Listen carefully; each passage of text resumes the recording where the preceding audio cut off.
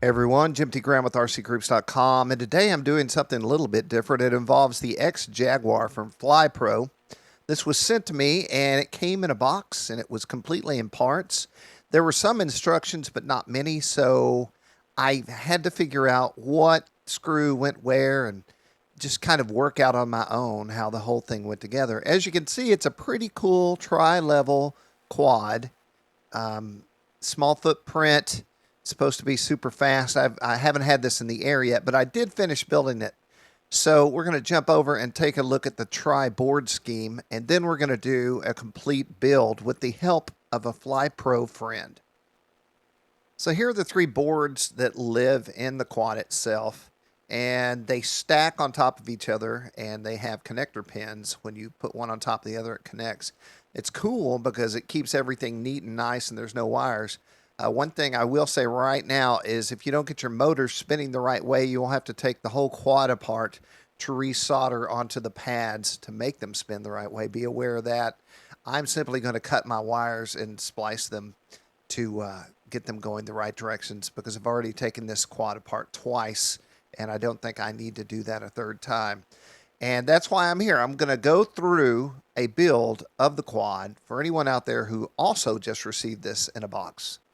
So here's a great video I found after I figured out how to build the quad, and I thought, well, this would be awesome for anyone that was in the same situation I was. The problem is this young man doesn't speak English, so I'm going to speak English for you. We're going over all the pieces here, the aluminum, the end pieces for your motors, your individual boards, your motors. Everything is there, and there's a few things you may not need. So sometimes when I have extra pieces, it bothers me, because I wonder, what does this go to? But we're going to go through a whole build, and I'm going to tell you something that he doesn't in this video. So we're going to start out with our motors and our arms and our end caps. Now, don't put your motors on your arms without that red piece, because you'll do that, and then you'll realize you have to take them all apart and redo it again the way I did. Also, I use Loctite on everything. So everything corresponds. And that's the other thing. What are the bags for? Look at this video. That's the bag with the most screws in it, and it correlates with the amount of screws you need to put the arms on. So those are your black screws for your arms. That was my biggest question. What are all these screws, and what do they go to? I don't know. It was frustrating, to say the least. If I'd have had this video, I would have been way ahead of the game, but you do. So now you are. Let's see if he fast forwards through all this.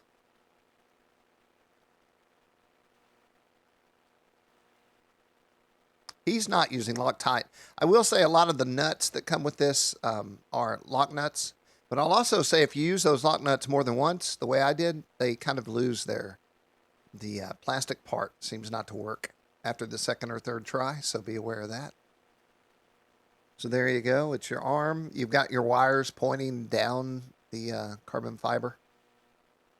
I'm not going to believe that he's going to do all four of these. If he does, we're going to fast forward this.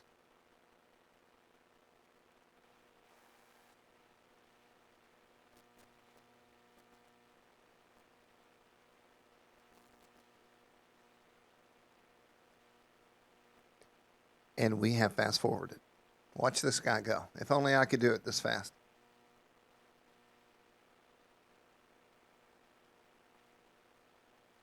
I've made a cup of coffee to drink while we're doing this, so feel free to do the same.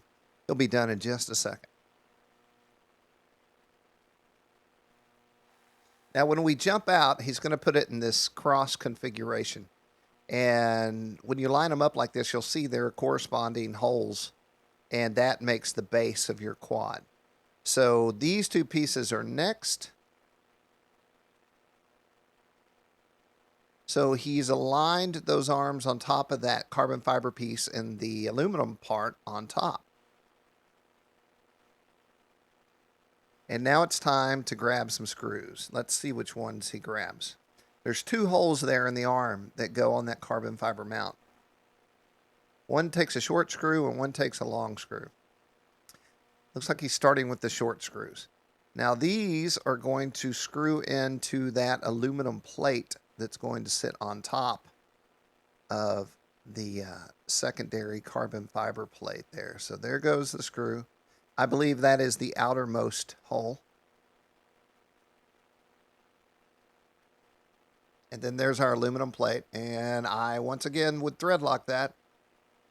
So he's going to screw that in. And I have to assume he's going to show us doing that on all four. So we'll hit the fast forward button here. This is extreme fast forward. So now you have a solid base after you get all of those screws into that red anodized piece. Beautiful. What's next? The boards. The boards are pretty awesome. This is your baseboard. The problem with this, or I don't know if it's a problem, it's going to sit down and then you're going to have some long screws. And these are the only long screws you're going to get, so that should be easy. They're going to come up through the bottom and they're going to go through each board. And those red things you see there are spacers, and then on top you have locking nuts. It is kind of cool that they took the time to anodize everything red. Not needed, but cool. So that's going to go up through the bottom and up through that bottom board. Now that is your power distribution board. And then we're putting on the spacer. I tried to keep things tight, but not over tight, because I didn't think you want to flex those boards because they have components all inside of them. And so he's going to do all that. So I'm going to tell you this while he's doing that. I wired every motor on to the pad nearest the arm in the order it came off the motor, thinking that would be the most scientific way. But I just went outside and found out that I should have noticed this before I went outside, but two of the motors are spinning the wrong directions, which means I'm going to have to either A, take the quad all the way back down to this base configuration and resolder, or B, clip a couple of wires and resolder. I'm going to clip wires. I've already taken this girl apart twice. I'm not going to do it a third time, as I previously stated.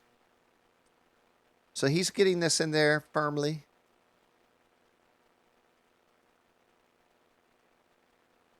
I have a tool like this that he's using. Mine is for RC cars, and I have multiple sizes, and it's, who knew that those things would come in so handy on quadcopters? But I use them on everything, especially quads. All right, so there's your board. Once again, he's going to say, okay, there's tabs. The tabs don't have solder on them, of course, so you're going to have to solder the tabs, get a little drop on each tab, and then you're going to have to tin your motor wires. Now, the motor wires are not like that. They are twice as long. So I cut them almost exactly as he's showing to length. I left a little extra just in case. Thankfully, I did, because now I have to cut them once again to switch them. And that little extra is going to make them, hopefully, the perfect length. So we're going to fast forward through this. I'm sure we've all soldered on some servo motors. Motors, not servo motors. All right, he's about to wrap it up. This guy's really good at his job. Okay, yeah, be careful of those spacers. Now it's time for board number 2. Now your question will be, which way does my board go? Well, where the battery connects is the back. And the boards can only go on one way because they have the male-female pins. So the next board can only be attached. Oh, one thing I didn't say, they show in a photo and it's not shown here. You could put some shrink wrap on your arms in advance to pull your wires down if you wanted to, but you would have had to have done that before you put all those arms together, which I did not do. But you've been warned, so you could do it. So this board's going on. It's going pin to pin. He's showing you that. Well, is he? He's just, I'm not sure what he's showing you right now, but it'll be pretty obvious which way the board goes. This board is where you're going to connect your LEDs and your receiver. The receiver plug is on the back. So now we're going to add some spacers again. These should just slide right on, or do they? I guess they screw right on. And there's no need to plug anything in at this point. Don't worry about your cables. I did. I was plugging things in as I went, thinking it would help me keep on track as to what goes where, but that was not the case. So board number 2 is installed.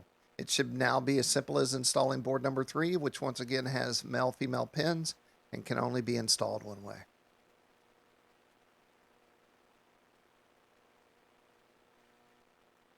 I kind of want a FlyPro shirt now after watching this guy for so long. So here's your video transmitter. This is where your camera is going to plug into. This is the part that will get hot. I'm not going to tell you to do this, but I will say that I ran this without the antenna connected, which usually will burn up your video transmitter. And the second I realized that I'd been doing that, I thought, oh, great, I've burned up my video transmitter. I put the antenna back on. There's a little pop-on clip there for the antenna, and it was fine. So kudos. This has happened to me before where I've crashed a quad, cut the antenna off with the prop, had to go in a field, find the quad, sure that I had burnt out the video transmitter, and I had not. So in the old days, those things would smoke instantly. Also, all these screws, everything here are the same sizes, so you can basically put the whole thing together with 2 tools. All right, so he's happy. He's showing you. These are plugs, things plug in here.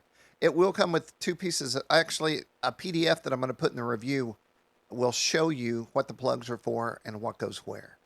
And that will be on RC Groups, and that link will be in the description of this video. Okay, what are we looking at now? Okay, so it looks like we're okay. This actually was a little tricky to me. We're going to put the camera, and we're going to start mounting it in the aluminum Jaguar head there, which is awesome. I didn't even notice that was a Jaguar until much later. So we've all handled these things, and I wasn't sure where the screws are. There's a little bag of screws and 2 nuts. So tiny screws and 2 nuts, and you will know you're in the right bag for your camera. You put that on the little swivel mount he's pointing to aligns with the brass hole. And then there's another kind of plastic piece that goes in a singular hole, and that's how it rotates. I will say that you want to probably get all your screws on this before you mount it into the Tiger head. And you want to do it exactly the way he's doing it. I did not do it in this order. It was very hard.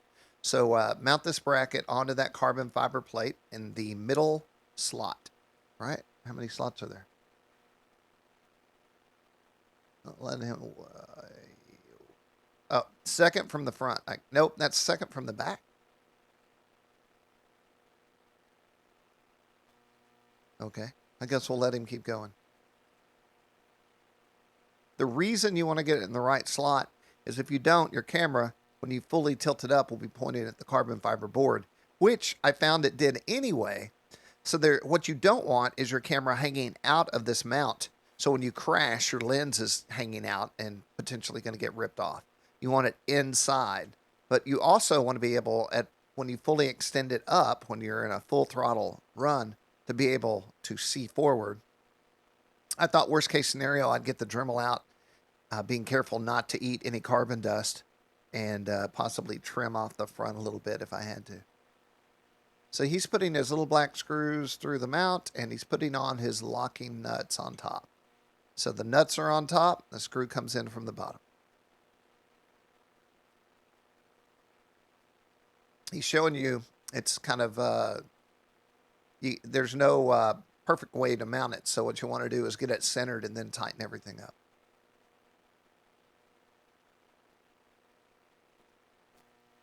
Did you notice how they painted their plug outlet the same color as the wall? Very nice.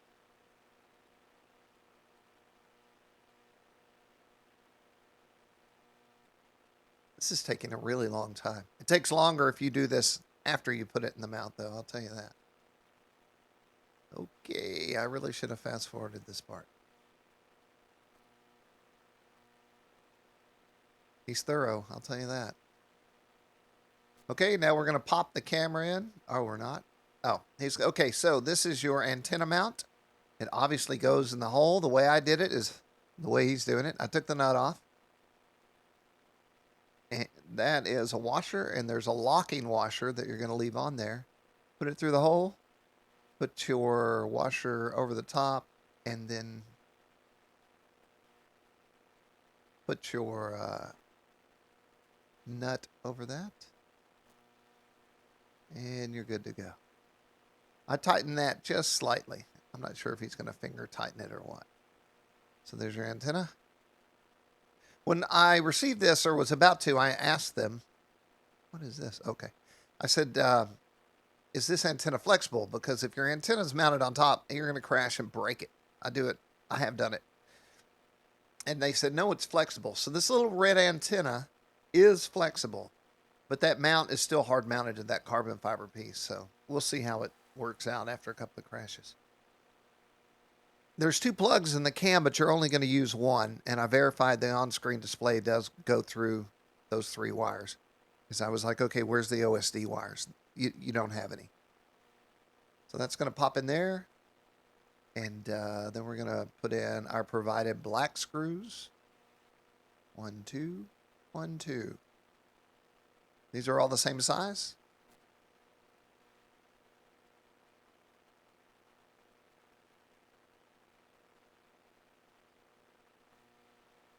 So you want these tight enough to hold the camera in, but not so tight you can't move the camera, which I could not find the balance.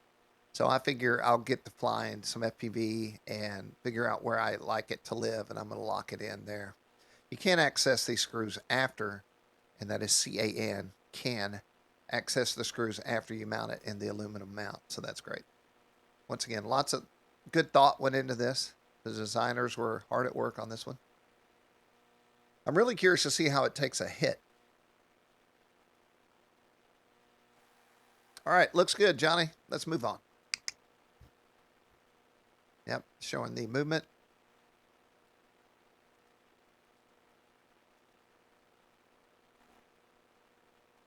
Yep, looking good, looking good. Okay. This is kind of weird. I don't think I've seen construction like this before. These 2 screws,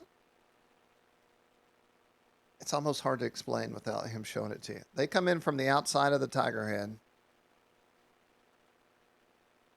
And then they're going to go into that carbon fiber piece, and there is a little notched T section towards the front. Okay, see how he put that nut on there, that locking nut? You want to do that first. I did not do that first. That's why it was so hard. Once again, I didn't see this video before I built mine, so I was winging it. Okay, so there's 2 locking nuts, and those things... Okay, let's see what he's doing. Okay. So these aluminum spacers are going to go between the 2 Jaguar heads. Once again, Loctite.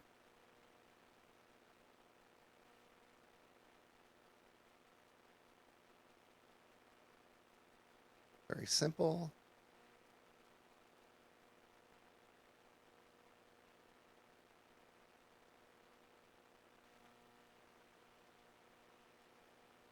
Okay, so this guy's going to go in there, and there are some tabs for the carbon fiber to fit into.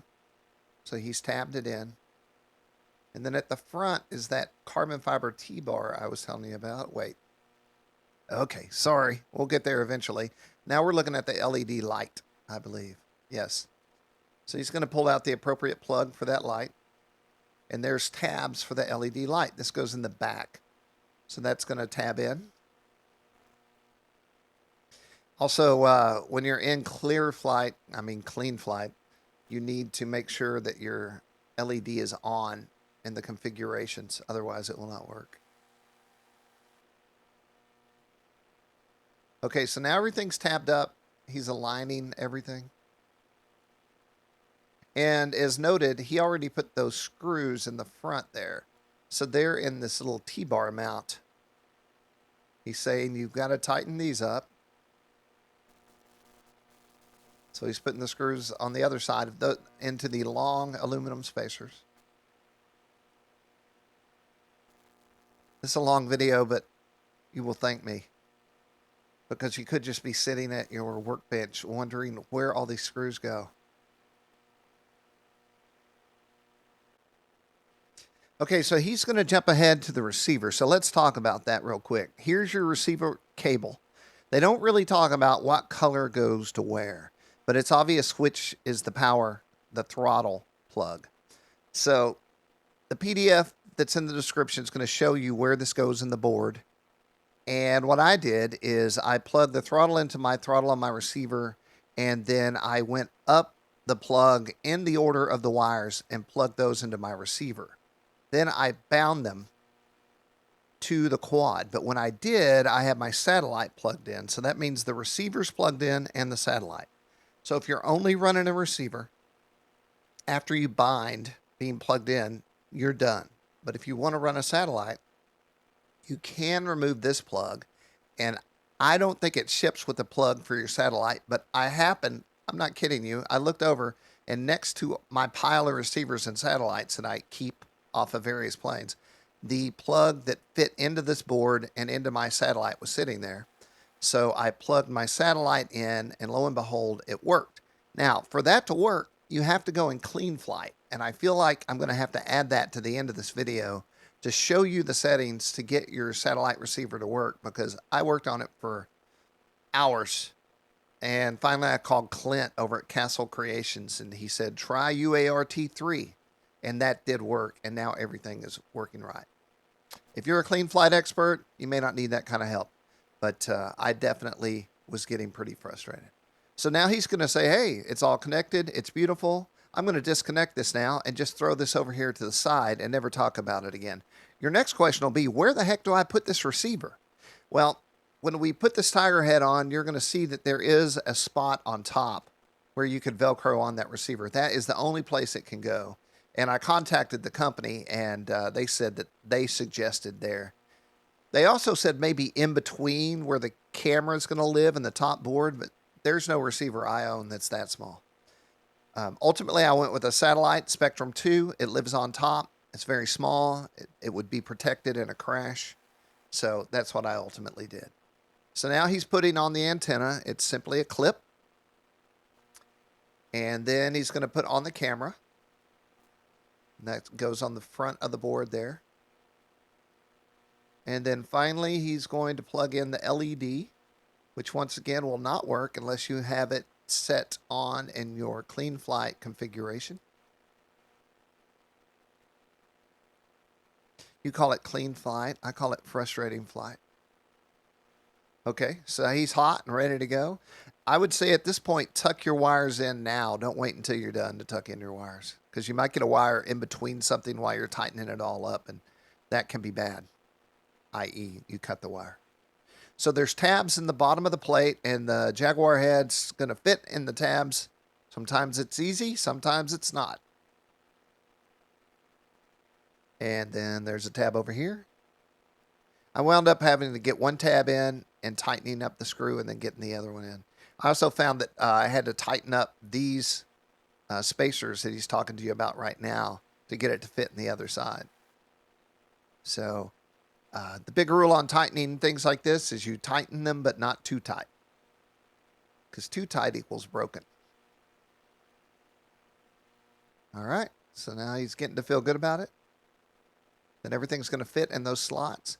And once again, the ingenious method of screws into these little T-bar slots.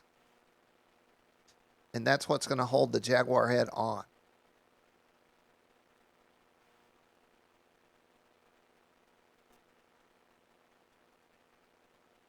I'm not sure what he's doing. I think he's tightening up that camera screw.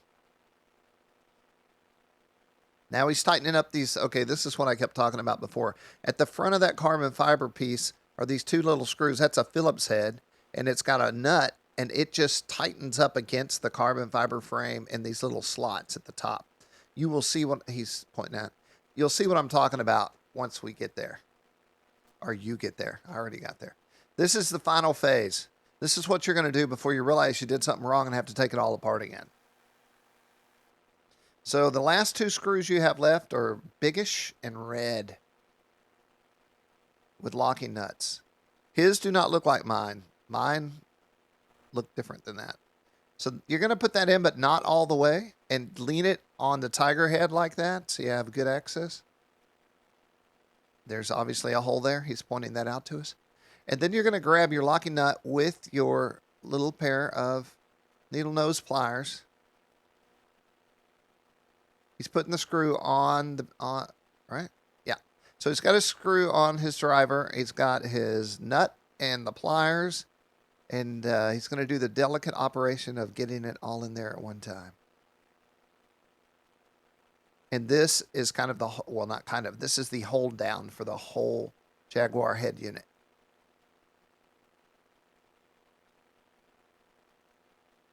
All right, then piece number 2.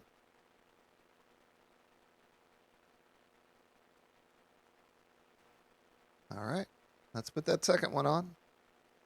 I guess he's making sure it's all lined up. Well, he's putting his antenna on. So there's your antenna. Don't know how that's going to work since it's a rubber ducky style antenna. This is a foam piece that goes on the bottom. This is to protect your lithium polymer battery. I'm going to tell you this, the lithium polymer battery is not an exact fit on the bottom. And I really am going to urge you to put some Velcro on your battery and on your frame. In fact, I'm going to urge you probably not to put that foam piece on. Instead, put some soft Velcro on that frame. And I'm going to Velcro top and bottom on my battery because I totally can see it flying out of there. In fact, in a test run, it did pop off. So you definitely want to Velcro. So he's putting his strap on now. That's the bottom retention piece, carbon fiber piece for your battery. That's going to snug up and keep it on from the bottom. But once again, that will not keep your battery on when you do a full speed flip and head the other direction. Your battery is going to keep going and your quad is going to fall from the sky like a shot down dove. So he says, all right, we're done. I'm out of here. All right, so if you're doing a build on the XJaguar, hopefully this has helped. You know, I'm just trying to give you some English instructions to this Chinese build. And FlyPro is actually the maker of this quad, so I'm sure they're okay with me doing this. There will be a flight video and a full review on this on rcgroups.com. That doesn't exist yet, but when it does, I'll put a link in the show notes or the description below. I'm Jim T. Graham with rcgroups.com.